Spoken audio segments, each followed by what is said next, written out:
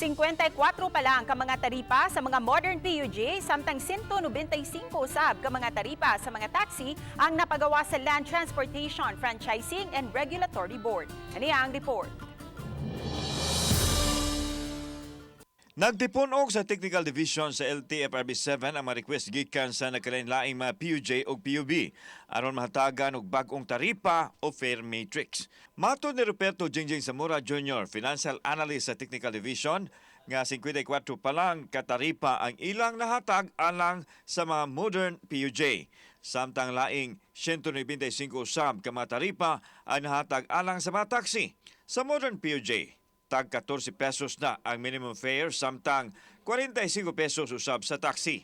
Adunay silyo sa LTFRB ug hologram ang orihinal nga taripa o fare matrix nga ihatag sa LTFRB 7. Adunay 38 ka request sa mga operator sa traditional PUJ nga may 495 ka mga units.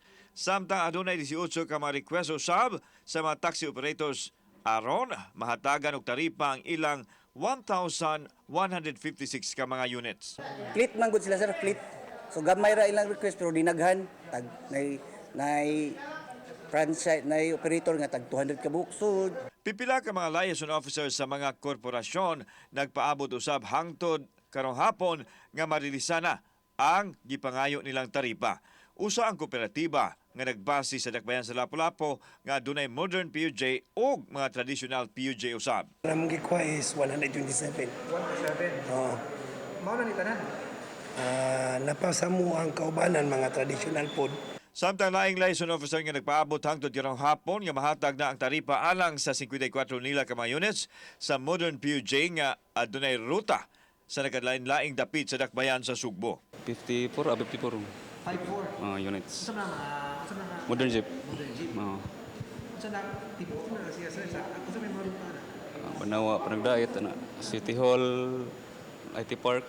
Samtang kining liaison officer sa laing operator nga may ruta nga Naga Cebu, Minglanilla Cebu, nangayo sab og taripa alang sa ilang mga traditional PUJ. We have traditional 13 and then for modern na may 3 then na may coming 2.